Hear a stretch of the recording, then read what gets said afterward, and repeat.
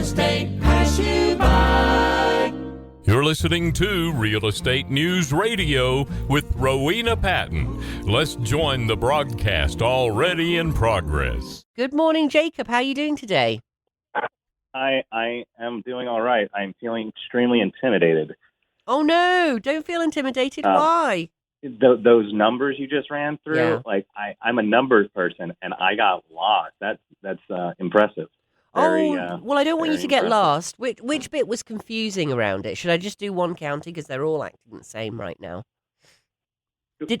You're. It's kind of like I'm out of my realm. You know, it's like I walked in with my baseball bat to a football stadium, sort of thing, where you're just completely talking a different language. Oh. Well, all this means it's awesome. It's very impressive. Well, I hope it makes some sense because all we're looking at here is a new listing is a new home for sale, right? So if you live at 100 Main Street in Buncombe County and you put it on the market right now, that's what we call a leading indicator, right? How many of those homes are coming on the market? Because if people are nervous about where they're going to go, they don't put the house on the market. If people are nervous about the house they're going to buy next and how we're going to be able to afford it, they don't put the house on the market. And then the supply is very low. So it's supply and demand. When the supply is very low, sellers can ask anything they want for the houses. That's why we've been in this, well, okay, I'm exaggerating, but this is why we've been in this seller's market for so long. Sellers are getting these crazy prices because there's nothing out there. You know, there's nothing available. The supply is very low. What I'm showing you by these new listings figures is showing you the competition to your home, that it's gone through the roof. Haywood and Henderson, we've gone up 30%. Buncombe County, we've gone up 20%. So there are 20%. Our supply chain has gone up by 20%. That's going to hit figures over time. You bring it back to supply and demand, and I'm right on the same page, and it all makes sense. Yeah, there you go. Yeah. Wow. And the demand is the same thing, right? So now we're getting more homes on the market, over 400,000. That's the important thing.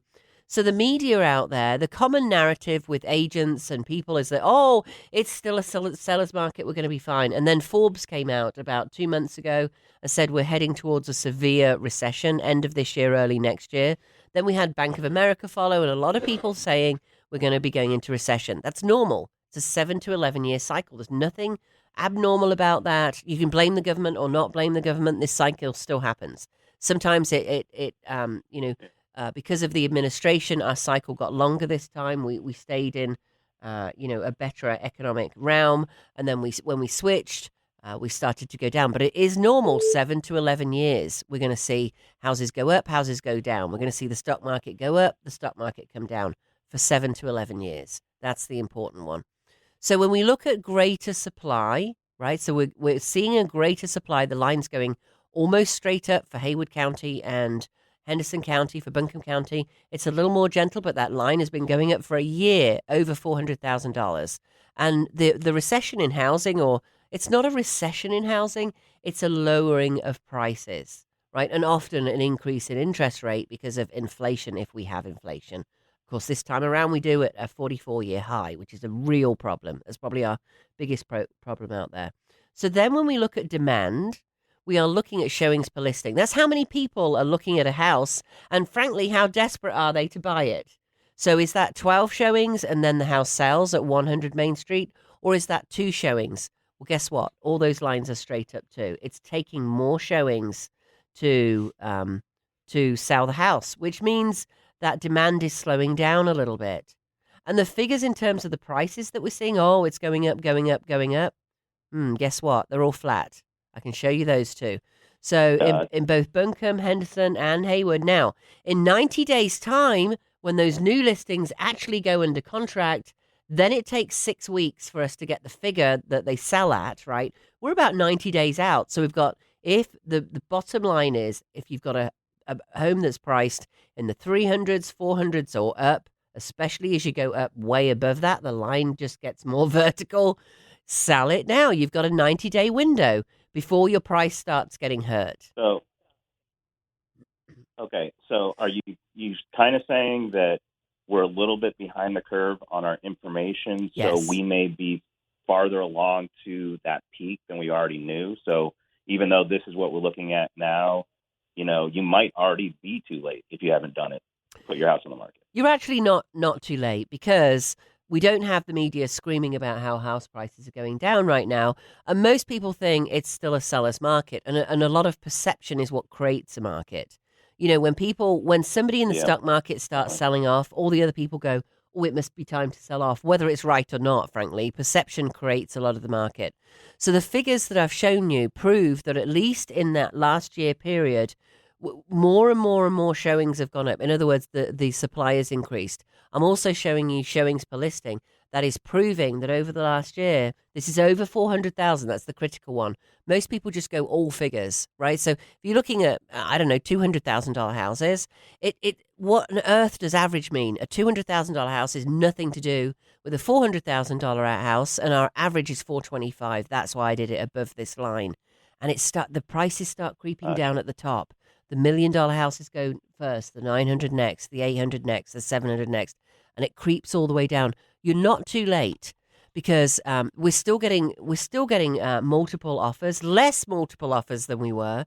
But I'm the canary in the coal mine right now. I'm ringing that alarm bell. Actually, if I were the correct canary in the coal mine, I'd be clinging on with 1 foot at this point, because there's a lot of gas in the coal mine. And do you know that phrase, the canary in the coal mine? Yes, very okay, familiar. So just for those of you out there that don't know that, the coal miners used to take a canary down in a little cage, and if there were gas in the coal mine, the canary would die, and he dies pretty quickly, way before a coal miner would die. So maybe I don't want to be the canary after all. Go ahead, Jacob. No, you don't want to be the canary, but they're useful. So amazing. Should I talk about hemp building stuff? Please do. Absolutely. Hempcrete. Let's talk about Hempcrete. All right. So my name is Jacob Waddell. I'm from the U.S. Hemp Building Association. We're trying to push forward hemp building materials into the market.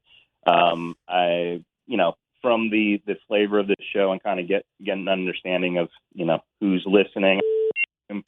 We can go into some science details about these materials and how they work and how they operate. But really, what we need to start to be looking at and thinking about is green building and a green market in the building industry and the residential industry moving forward. We're seeing a big push from the government to try to get to net zero buildings, and this is unrealistic unless you have carbon negative items to make up for the carbon positive items that are going to be required in a building.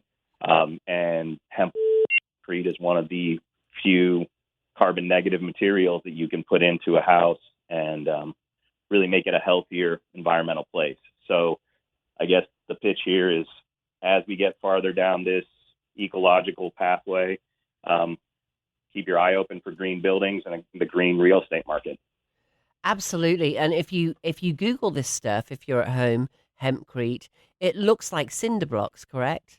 Looks like big grey blocks that are a little bit thinner than a cinder block, the hempcrete. What does it look like? Okay, so different methods and different outputs. What you're looking at there is a hemp block. You can also have panel forms, and you can also form it in place, like in the framing. Ooh. So it looks like almost when it's wet, it's almost like mud and sticks. It's like these are aggregates in like a lime, but they're woody aggregate, and then you can pack them in, and then they dry and they become hard like stone. They're part lime or majority lime in traditional hempcrete, so you basically create like a stone wall. So I just had somebody text me to say, they posted on the Facebook page, do you get high in a hempcrete house? We might start we might start to craze here, Jacob. Yeah, no, I hate to disappoint everybody. You will not get intoxicated at all by the house. You actually be less polluted because normal housing materials are off-gassing things, and you're going to remove that off-gassing. So you're going to have less chemicals. And by that, we mean when we put carpets down, most carpets put off a gas, even paint does. All kinds of things that you use in a Paint house. does. Yeah. Yeah. Linoleum's one of those good Walling ones, systems right? like paving.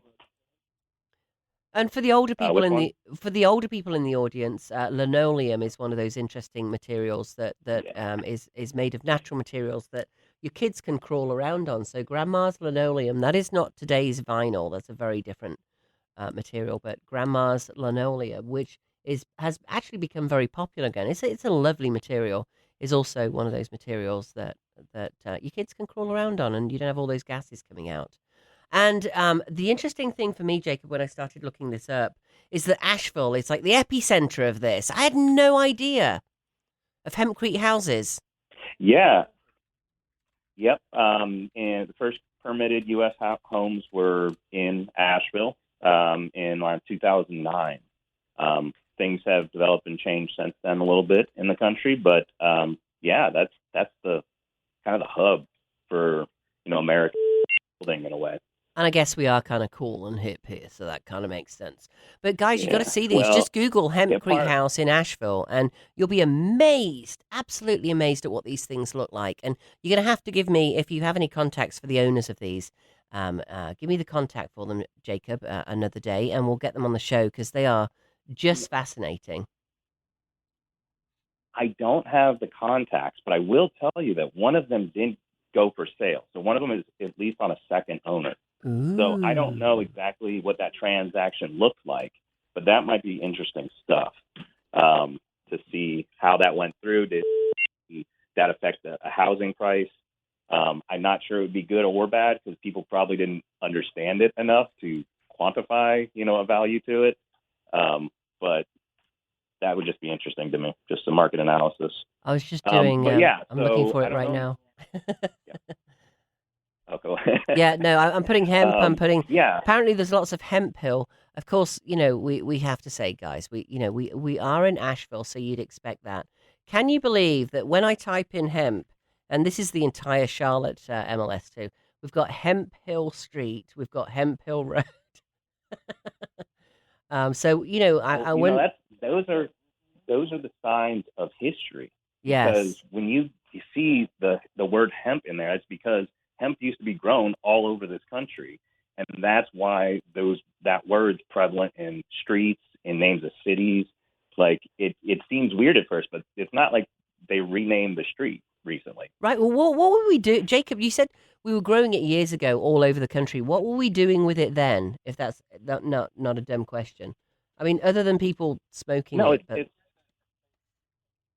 No, it wasn't being smoked almost at all. It was primarily used for cloth, ropes, clothing, canvas. I mean, the word canvas is from cannabis because that's what people use. Sails for boats. Those were all made from the cannabis plant, like from the fiber side of it. Wow. Honestly, when we look at the illegalization, a lot of people point to the fact that it was competing with cotton. So cotton had an interest to get it out. It was competing with wood and paper. So wood had an interest in getting it out. It was competing with, like, if we didn't have plastics, we wouldn't have nylon, which was really the only option to replace hemp rope. So without the development of polymers, we couldn't have stopped using hemp because hemp is such a strong natural fiber that it was used on critical aspects of materials that needed strength. So, as usual, modern materials came in and pushed out something that was natural and very strong. And now we're using modern materials with hemp, like hempcrete, for example, to bring it back. It's really interesting. I actually had no idea that it was grown all over the country and used for such. Yeah, there's stuff like the draft of the Constitution was on hemp. You had to grow hemp at certain points in this country's history. You of course have, like, in World War II effort, there was Hemp for Victory, which basically we had to legalize hemp because of these economic and social or political reasons, and then we were getting it all from Asia, and then we went to war with Asia, and we suddenly didn't have the supply we needed for all these critical materials that needed strength. So we had to grow hemp domestically. And then the war ended and it became illegal again. And, the push continued. If only we'd learn these days to do more things at home instead of be importing it from abroad. We might be able to be self-sufficient, whether it's hemp or anything else. That is fascinating. I had no idea. Wow. Absolutely. So how can Yeah. people find out what is your organization exist for, Jacob? So what's your business model? What are you out there for, and how can people get in touch with you? Okay, so we are the U.S. Hemp Building Association, and we also have, that's a 501c6 members association. We have a 501c3, which is a charitable donation, which is U.S. Hemp Building Foundation. We're there to kind of set up this industry and kind of move this forward and push it forward. Most recently, we got recommended for approval for the IRC residential codes. We're preparing in 2 years to go for the commercial codes. In this country, we have not been using this material, but they've been using it in Europe. So we have a long history, and we can see the past 30 years that how they developed and how these homes have been successful. So we're just trying to move it into this market. We're working on standards for quality controls and components. Right now, we're working on educational materials. I am making cartoons. It's a lot of fun. So we're really there just to try to make people aware and realize this option's out there. And when people, like I said, this environmental stuff, whatever side you lean on, that's the way that it seems like things are going. And we all need to be prepared for a developing market. And this is a key to that developing market. Got it. And you're national, correct? We are a national organization. I live in Nashville, Tennessee. We're based out of Colorado, and we have a board of directors and 7 board of directors in like 6 different states. So Wow. all over the place. Wonderful. Okay. And repeat your website again so people know how to get hold of you. USHBA.org, O-R-G. So U.S. Hemp Building Association.org. Wonderful. USHBA. Hey, thank you so much for spending a few minutes of your Saturday morning with us. You go and I hope it's beautiful in Nashville this morning. It is beautiful out here, and there's a concert in the afternoon that I think I'm going to go to. So Ooh. it's a beautiful day. Thank you so much, Rowena. Of course. Yeah. What's the concert? There's a Nashville Helping Nashville concert in the park, and the last band is doing Neil Young covers. Oh, So, wow. Gosh, I'm a little bit envious. However, we do have the beautiful weather here today. So enjoy those concerts this afternoon, and we'll talk to you soon. I'd love to have you on to keep just exploring this new way of building, Jacob. Thank you so much. thank you, Rowena. Talk to you soon. Don't let real estate pass you by with All Star Powerhouse. Rowena Patton here at All Star Powerhouse. Sell it now. Don't wait. Call me at 828-333-4483. Don't let real estate pass you by.